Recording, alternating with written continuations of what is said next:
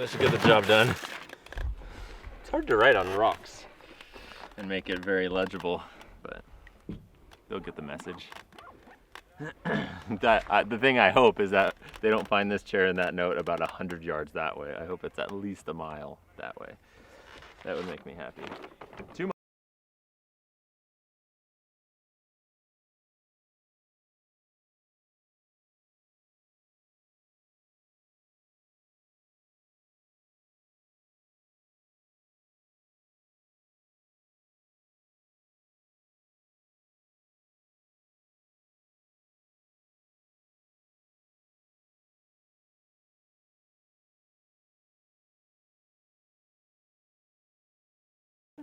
A lot of folks are filming this. Well, yeah, my friends are joining me, and we're gonna film it because we like to rewatch what happens and share it with some people too. See it? I know. Probably, yeah. It's it'll probably be a little while, but in a few weeks we'll release something on YouTube. And be careful of the weather. I think it's supposed to take a downturn. So yeah, we're ready for it, and I'm kind of excited to wake up. I'm Andre. Nice to meet you. Jim White, Andre. Hey Jim, nice to meet you. Yeah.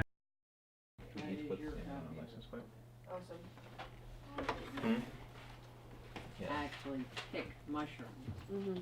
Now, you see, did you have the same identification number when you had? I don't think so, and I don't remember that old ID number because I've moved states.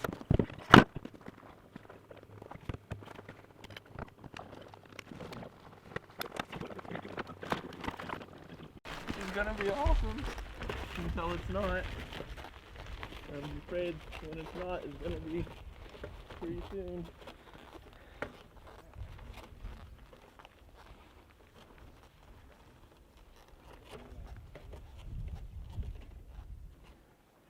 So far, so good. Thought we were supposed to be on Trail 183. No. Trail 72.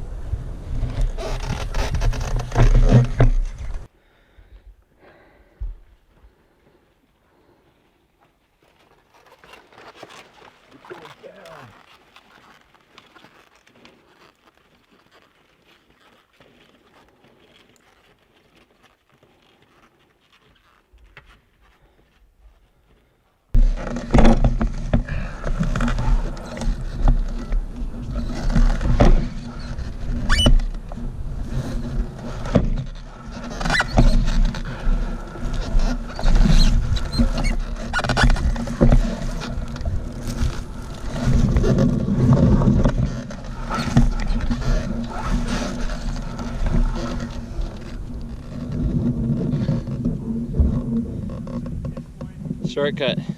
No.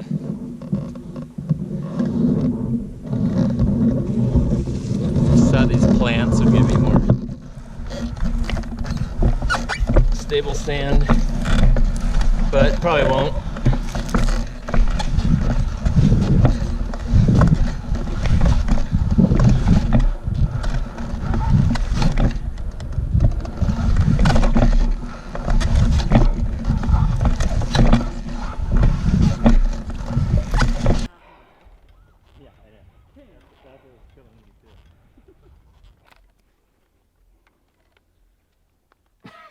Alright, this is Andre, September 15th, and the time code is 0001 41 42 43.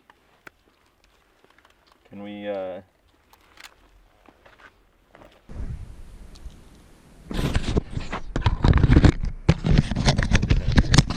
like this for...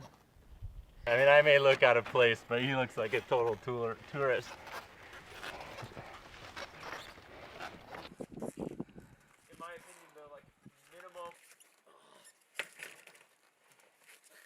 Been a hard denial to swallow.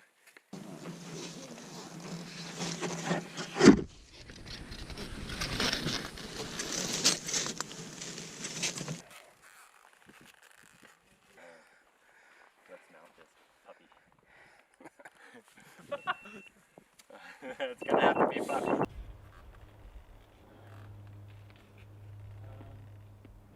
I appreciate it. Oh, you got your sign?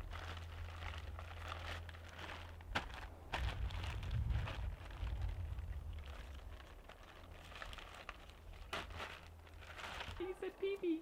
The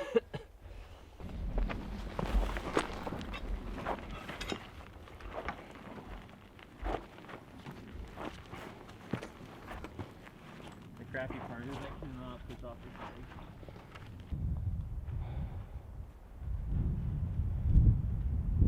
A little faster? Yeah, you're. You know how that looks, right? When I Yeah. go up on it and You did it the other weekend. Or whatever. Yeah, was that the weekend? but having Okay. clear. Hiking is hard. Even my arms are tired.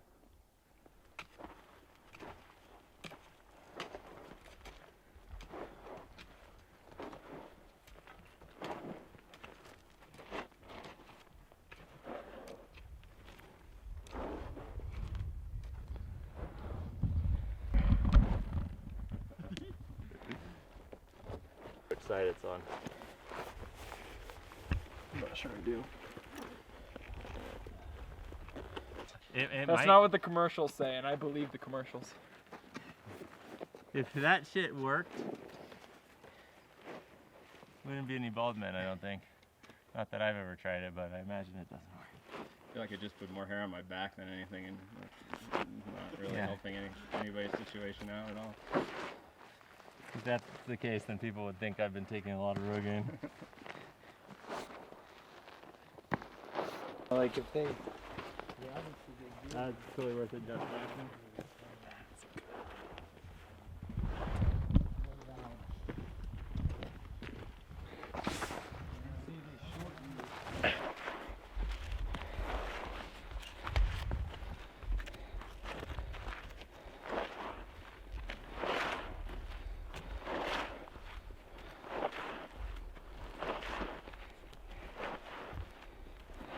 About the things that are over here.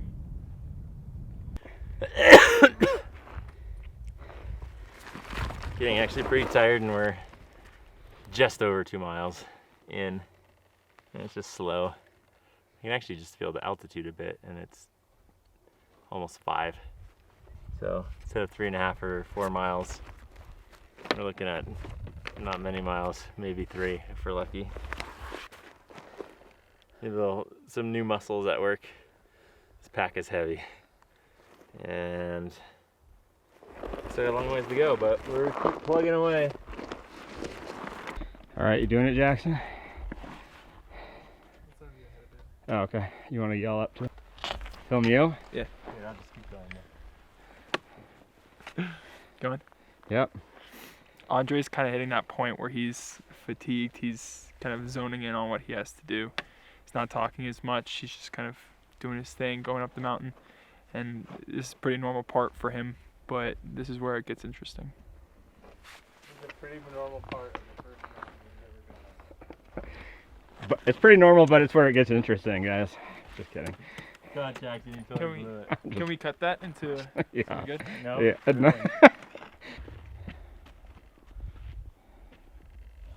Mind grabbing a picky bar out?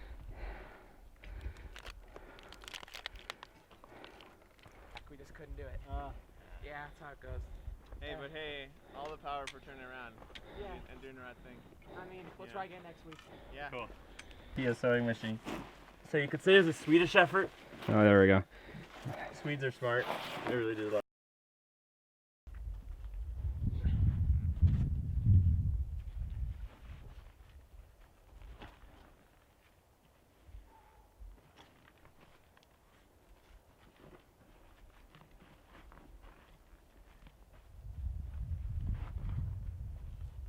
You miss all the good stuff. I know. That That's what usually happens with me. Sorry.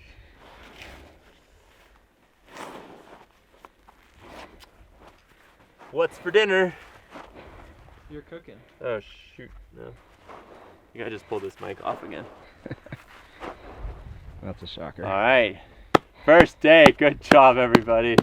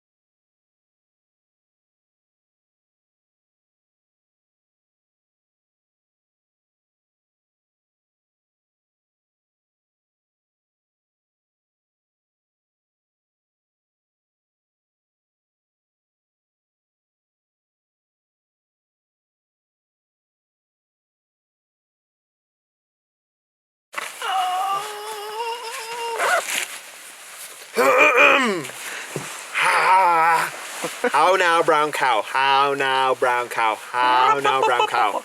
Pookie bar, pookie bar, pookie bar. Pookie bar.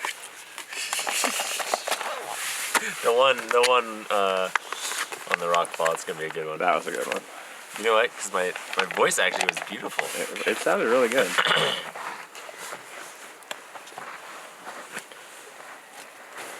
Is everybody going? I'm going, yeah. So Where are you going? I'm gonna go to the peak tonight where you guys sleep, and then I'll come back. I'll wake you up, and we could do it again if you guys, you guys want to get your. That's kind of cool. Yeah. Oh, do you want cool an video. intro, or do you want like me to introduce Pablo, or are we gonna just kind of do that on the? Bye. Yeah, but I think everyone kind of knows who I am. introduce Pablo like we've seen him before. I don't think I really need an introduction. What's that? Introduce him like we have never seen him? No, like we have seen him before because we saw him today. We saw him earlier in the video. Mm.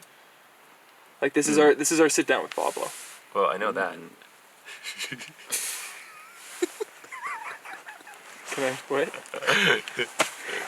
This is gonna be awesome. Are you pointing at my nostrils? I'm pointing at everything. he's getting a real nice upshot. It's gonna be great. Don't worry about it. I trust you. What are you eating? I'm having more lasagna. Is this the same one I was eating earlier? Yeah, it is. I'm having lasagna. Oh, cool. Can I try yours? Yeah. Nice. Nice. I just can't help but feel like I got this shit out of this bargain. Like they get to eat dinner and I just have to watch them right now.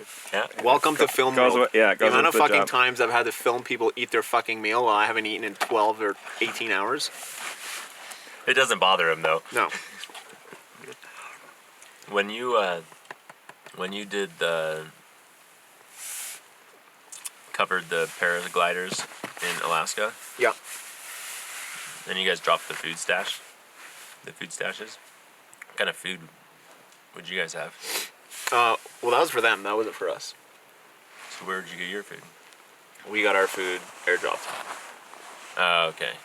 because they wanted to be self-sufficient. They didn't want us helping them, so they put food caches along the way themselves. But I mean, is that really self-sufficient?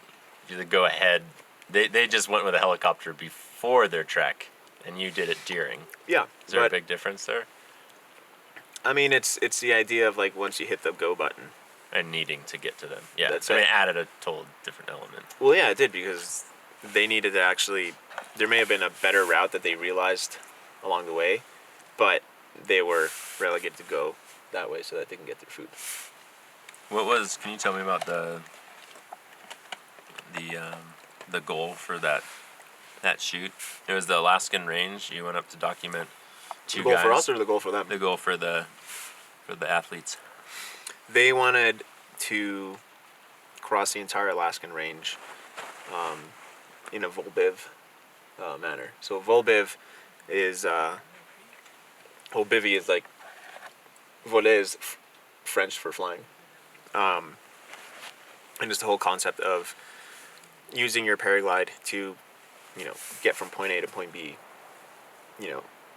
landing, spending the night, and then launching the next day to keep going. So it's the idea of trying to land in a high ground and keep going in a self-sufficient manner. So it's a form of travel. So they wanted to cross the entire Alaskan range with their paraglides. Yeah. Turned out the weather was really shit, so a lot of the time they had to hike, which made it a lot more difficult. Because in like a week of hiking, they could cover in like 1 day of flying. Yeah. So Were they able to cover about 2.5 miles in 6 hours, like I did today? Actually, probably slower. Really? At sometimes? Dude, the Alaskan bushwhacking is insane. Like the alder, like, yeah, the bushes are pretty gnarly, and it's steep, and there's no easy way to get from point A to point B. That, and there's a lot of times where we were post holing in snow, so we'd like go like waist deep. Yeah. And have to. You'd be like head deep. I'd be all the way deep. You'd be all the way deep. So you have to extract yourself, take the next stop, go. Yeah, it was a really. So slow I saw that process. film, and I saw the behind the scenes. Yeah. And it was pretty funny because those guys, were talking about you and like how hard you were working and the endurance, and they at one point said like they felt, like there were these big adventures, and then they'd see you, doing like twice the amount of work as them, and I've heard that a lot from other projects that you've filmed. Have you always been sort of that into fitness and adventuring, or is it something that's grown when you started making films? I mean, I was a distance runner when I was in college, and so I think that mindset of, when you're at the start line, you know that you're gonna suffer, but you keep pushing, because even if it sucks, and afterwards there's kind of this sense of satisfaction. It's like a type 2 type of fun. I think that's what I enjoy. It's like I love pushing myself to do something that's hard, because it's it's gratifying, and I think it's exciting to do something that other people haven't done. Yeah. But I think it's also different with what they say about like, oh, I'm working so hard, yada yada, but I'm by far not putting myself at the level of risk that they are. I mean, they're really on the border with their sport. They're pushing their sport. Yeah. I'm working hard, but I feel like I'm making decisions that are a little bit more cautious than what they are. But it's what they do. They're professionals. Yeah. So I think that's one of the big differences. So this is my first day of mountaineering, and mixed results. No catastrophes, but it's been hard and just a lot different than I expected to, encounter the obstacles, and it's pretty cold too. I think some snow is going to come in tonight, and it's going to change the game here a bit. Do you remember what your first real mountain experience was? 'Cause you've had a few, I think, over the years. Yeah. I mean, I don't know about mountain, but travel or just going into the unknown. I think the very, very first was when I biked across China with my sister. Yeah. We had no idea what we were doing. Like, I'd never ridden my bike with all these panniers. I barely knew how to change a flat. And it was exciting and scary. And it was a learning process. Like, the first week, it was horrible. But we kind of learned small things here and there. And you guys didn't really have a plan. I know you spent some time with, I think, some families. You had a monastery, maybe helping. Yeah, I mean that's what was fun. Like, we had this shitty little map, and our goal was to try to stay on as many dirt roads as possible. Yeah. And it was nice because no one was waiting for us on the other end, so we can really do whatever we want. Which is fun. Like, we'd go out and we'd see a farmer and we'd stop and start helping, and spend a few days working with them, and hanging out, and say goodbye, keep going. We'd see someone building a house, we'd stop, help build the house, and it was just fun because we actually got to know people, in a genuine way, and I feel like they saw what we were doing as something that took effort, when you're on a bicycle. And so they would want to help. There's like a genuine welcoming. That was a pretty cool experience. It was kind of the start of all this, of wanting to travel, wanting to storytell. Yeah, just getting out there and realizing that there's a lot of cool stuff to witness and experience. But you filmed that. Have you done anything? That was like the first kind of time you were out filming. Have you done anything with that footage? Do you have it? I have it. It's just really poorly made piece. I had no idea what I was doing, but it was fun, and I loved the reaction I got from people. It was cool, and it kind of motivated me to get better, but to find a way to try to make a living, doing it. How long did it take you think, where you were struggling trying to make that happen, and were there times where you thought that it might be sort of too unbeaten of a path to try to just go it? No, I mean, figure it out. I felt really lucky. I had a cool internship. I had a lot of good mentors. A lot of people that kind of took me under their wing and taught me a lot. And yeah, I mean, it was scary when you're freelance and you're trying to make ends meet. But every year I'd meet more people and kind of build a network and get better and better. And every year you just kind of grow. Yeah. That was like 13 years ago. Yeah, well, it sure seemed to be working a lot. Since I've known you for the past 5 years, how many miles a year are you typically traveling? You live a lot. Live out there somewhere a lot. Yeah, I'm on the road a lot, but I enjoy it. Yeah. What's like? I think a lot of the times I've seen you and you come back from a trip and we've done a race or filmed together. You always seem to be saying like, I really pushed myself that time. Like that was probably the hardest thing I've ever done. And there's some sort of escalation there, and I don't think you're just saying that. What do you think's the hardest situation you found yourself in? Maybe most dangerous, physically or or most mentally? difficult? Yeah, either. What was the one you struggled with at the moment the most?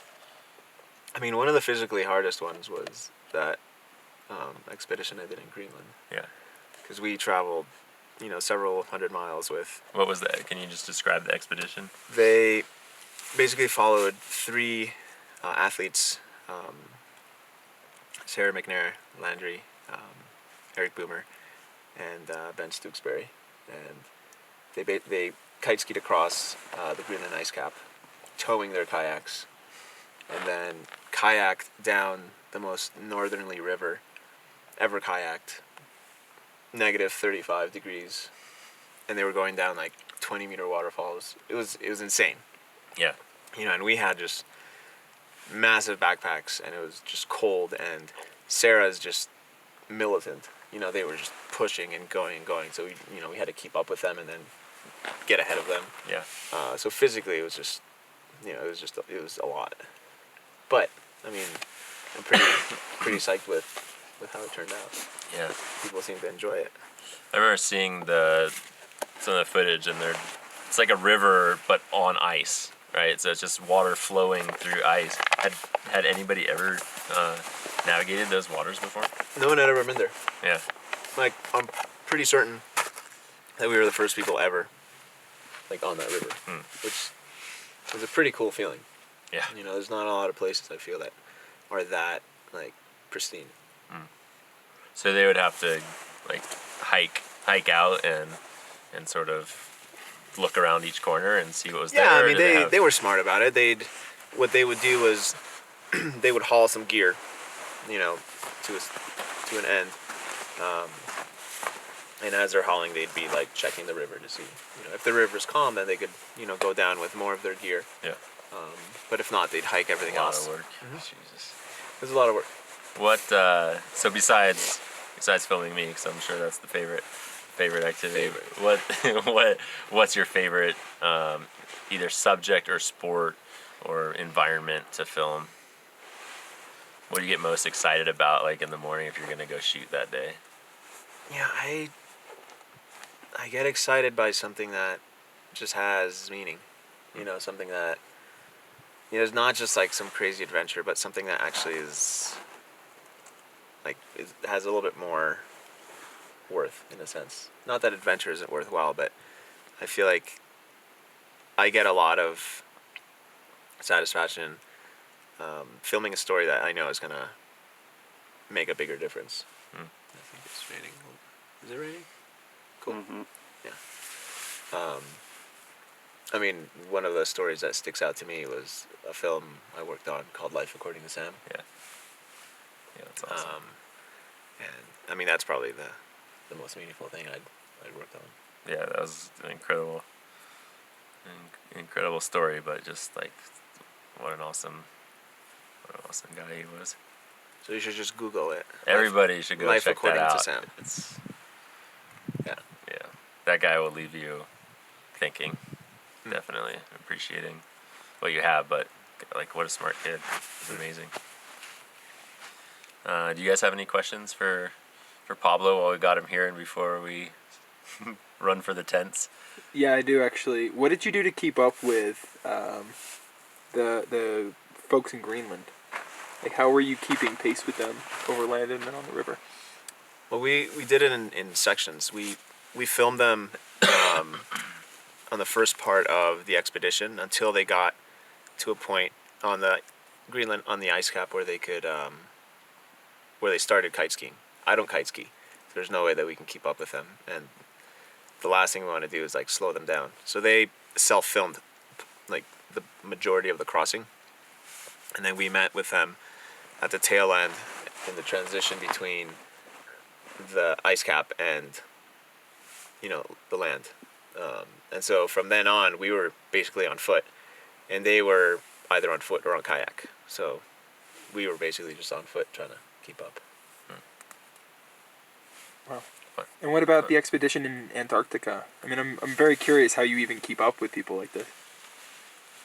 You want me to talk to you, or do you want me to talk to Andre?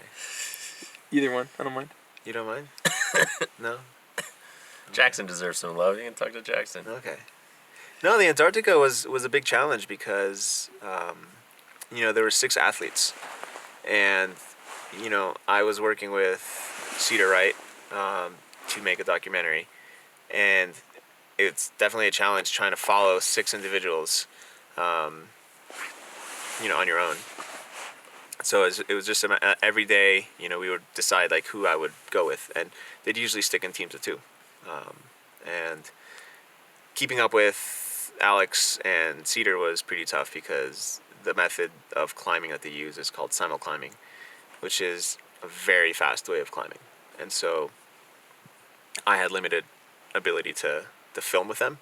I'd film them, on their approach as much as I could.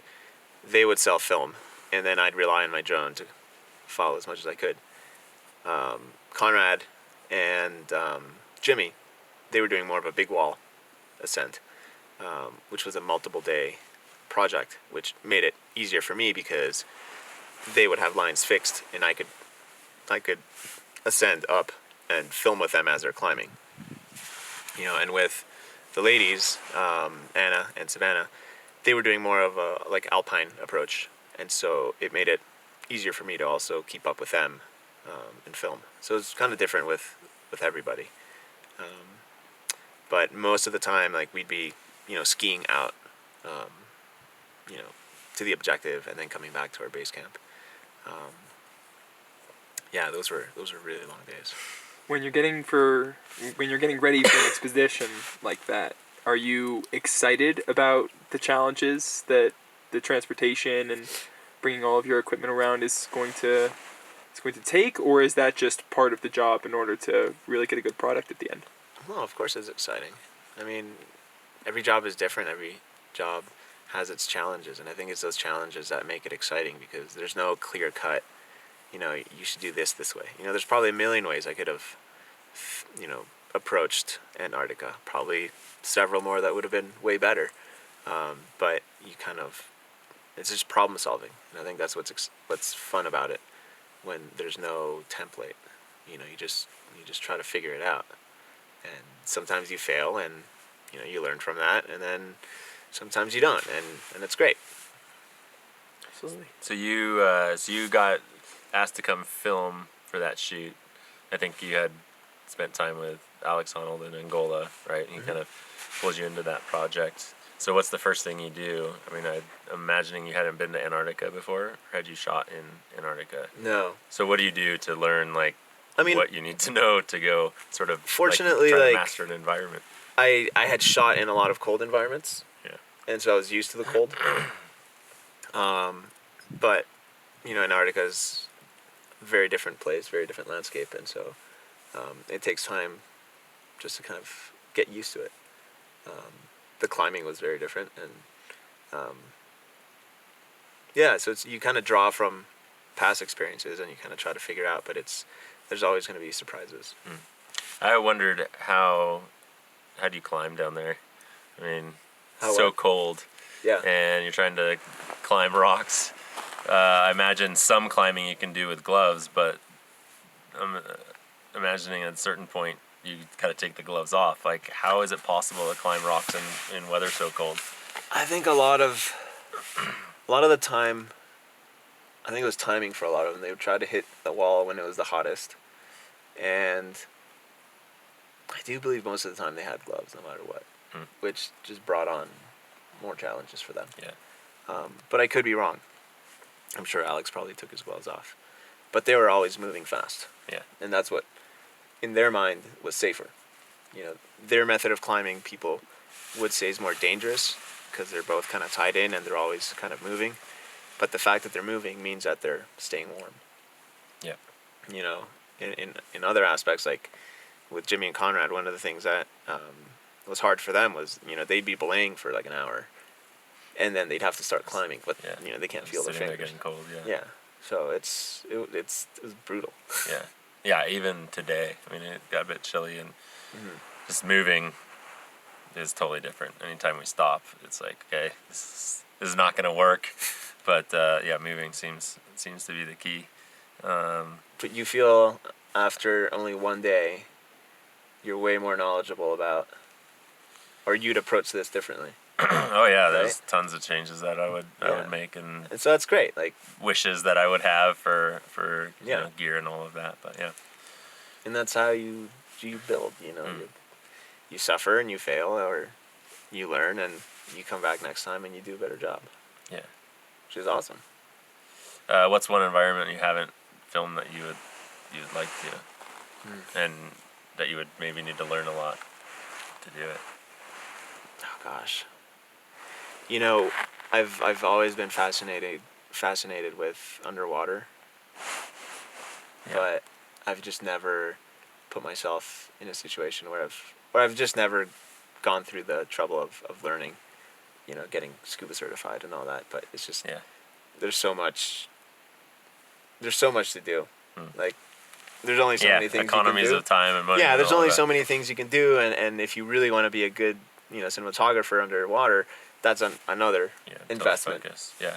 So We were thinking of signing up for a scuba certification. You're welcome to come back up to Seattle and do it with us. Sweet. Yeah, we're going to a race in Israel, and there's some scuba diving. We thought it'd be Nice. a cool thing to tack on to the end of our trip. The underwater world is just amazing. Like, I'm blown away. Like the little exposure that I've had is it's pretty surreal. Yeah, it's got to be intense too. I mean, some of the dives people on, and it's just scary down there. I don't know. Anytime I race in the ocean, it's like it's the only thing I think about the whole time. It's what's below me. But it's better. Like the buildup is worse than when you're out there. I think it's probably the same with scuba. Probably get lost in the environment a bit. Like here, you know, you're worried to come up on a big mountain, and then you're there, and it's just what you can see. The world that you're in kind of shrinks, and you just kind of handle what's in front of you. It's pretty sweet. So thanks for joining us on this first maiden voyage expedition. Hopefully tomorrow we cover a few more miles, but learning is cool. So how long do you think we would survive in Antarctica if you just had to give us an over-under? Wait, with Jackson or just you? Yeah, there's no way we would take Jackson with us to Antarctica. You sold me out so easily. Alright, well, let's get some sleep and get up early. Sweet. Thanks, dude. Yeah, man, this was fun. It's always fun to be up on the mountains. Should we let the camera guys eat now? This is For the frozen love of cold God. now. Isn't that cold? Great. For the love of God. Cold lasagna? Thanks, guys. I gotta find my spoon. Yeah, thanks. Man. Yeah. I hope there's I think that was fun. Hopefully it looked as cool for you guys as it does.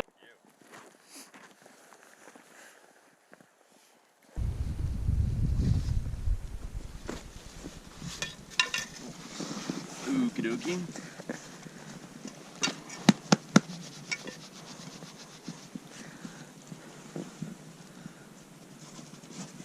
filthy guy doing? Like, where the fuck is he? What is he doing? This is just like that fast.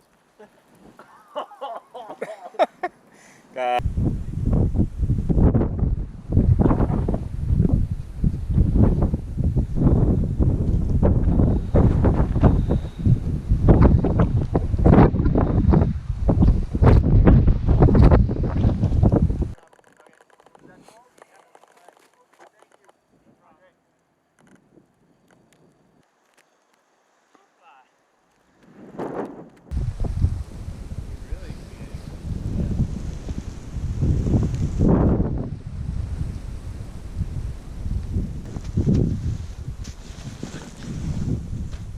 Pretty good. Start of day 2, huh? Sweet day 2 in the snow.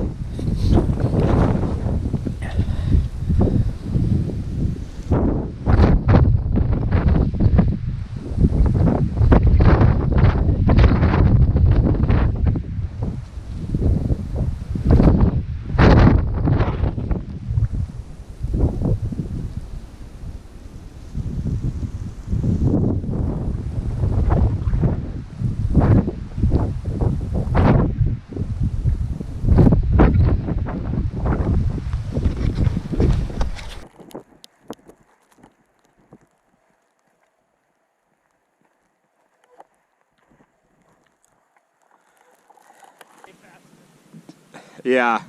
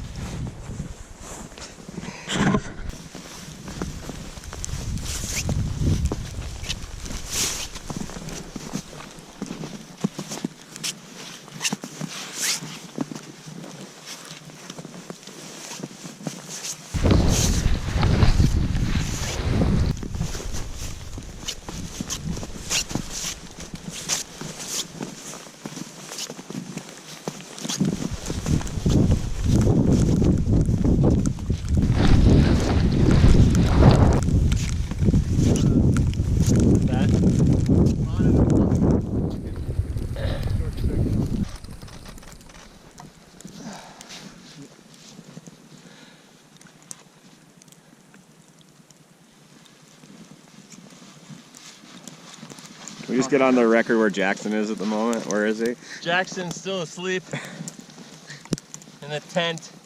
He didn't want to come out for this push higher. He's gonna wait for us to come back down and pick him up, pick up the tents, and go back down. It's like 11 a.m. too. He went to bed at like 9 last night and he's still asleep. He hasn't even eaten his oats. We just set it in there by him. Guys, some people just weren't cut out for life in the mountains.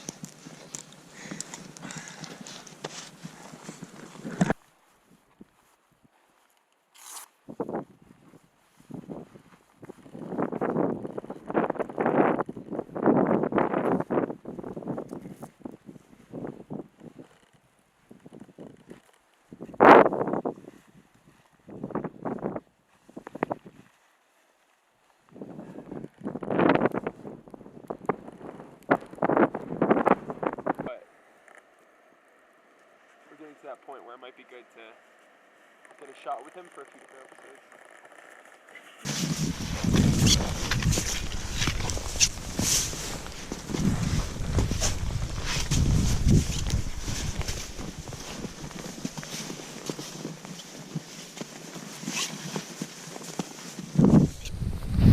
Back at camp.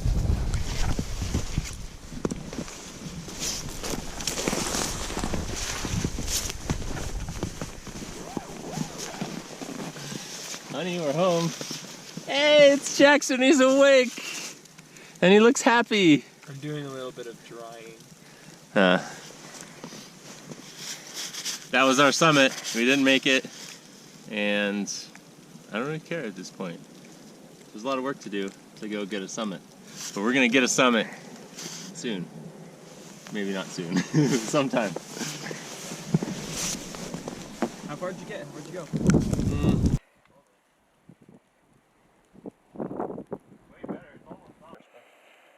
Like that they actually cared to get a real photographer. You can keep going, Jackson.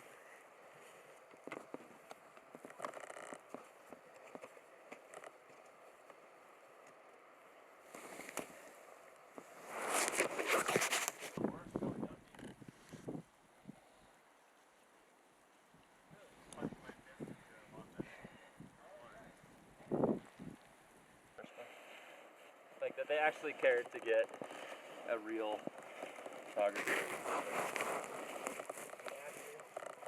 You can keep going, Jackson.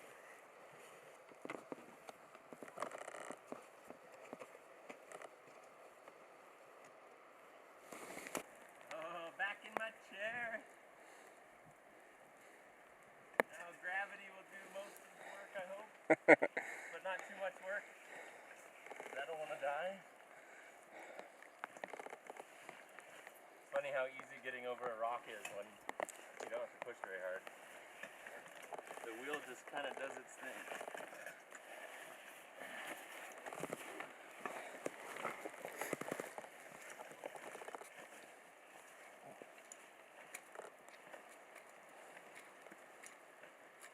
The thing that's inside is just like boiling. Yeah, it's getting so hot. Keep the good times going.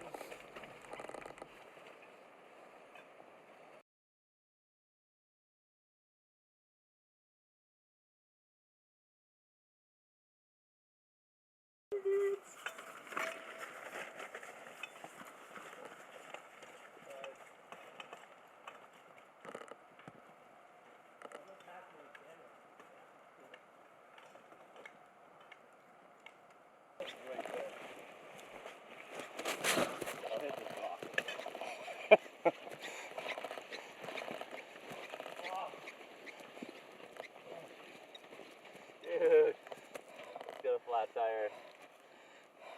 Dude, the car's right there. We're at the end of the trail. I'm not changing it. There's no way. I got a flat right here, right at the end.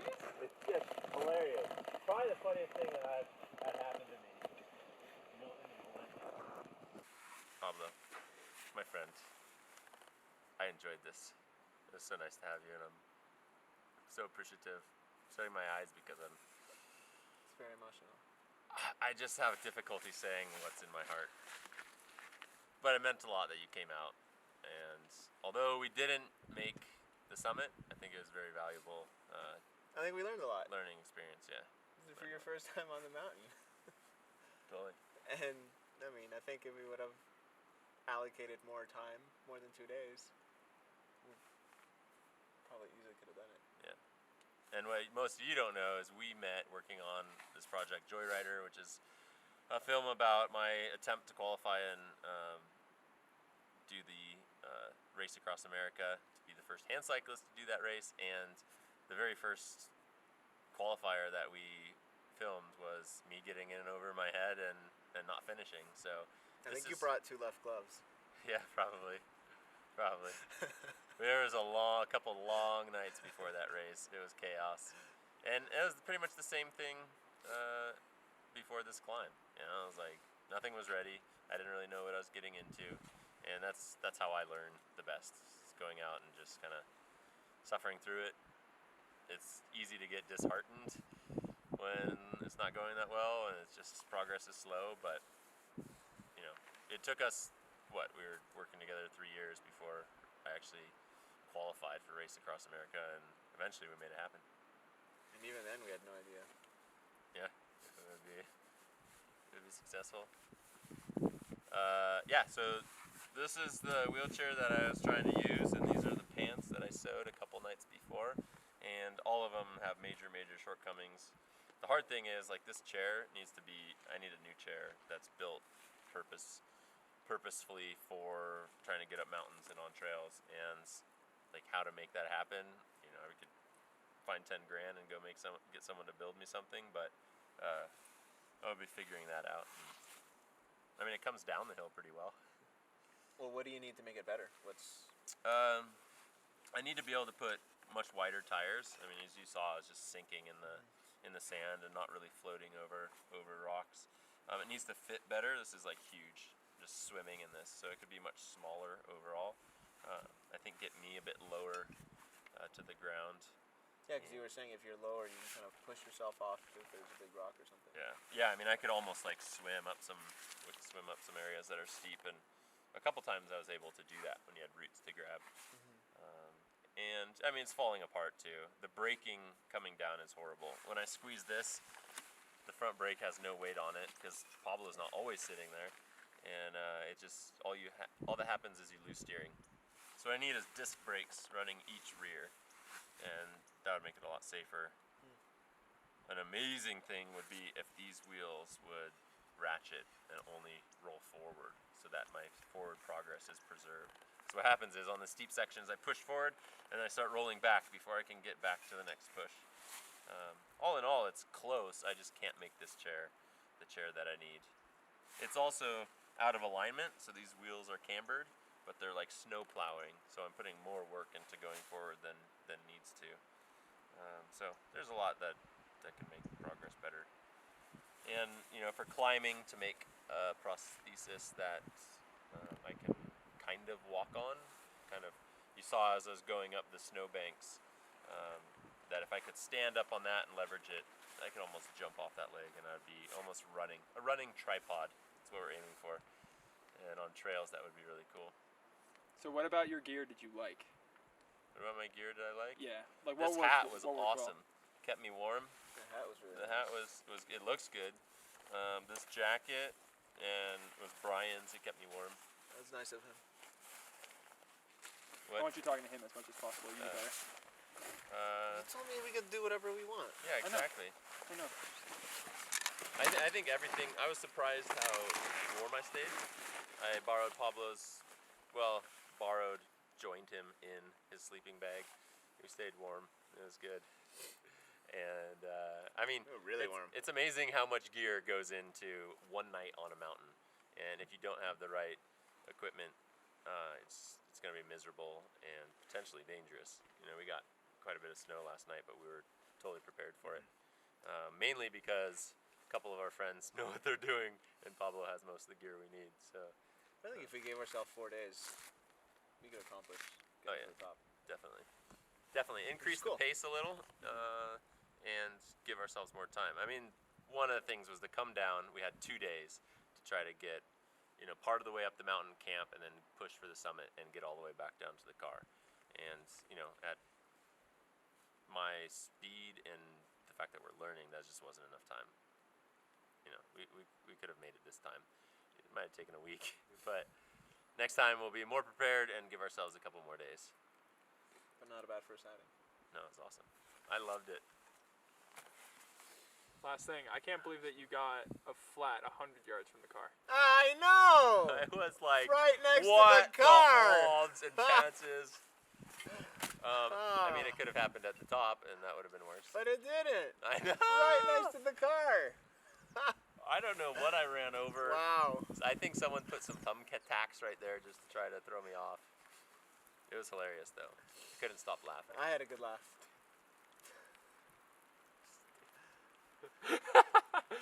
That was actually the best reaction that we could have gotten. Cool. Okay, Thanks, guys. great. All right, one film camera shot, and we're. Can you take a photo with your camera? Yeah. Let's zoom in a little bit too. The most important thing is everybody's alive and everybody's still friends. That's all that matters to me. And that's easy for me to say because nothing else really went to plan. That's not the point of the video.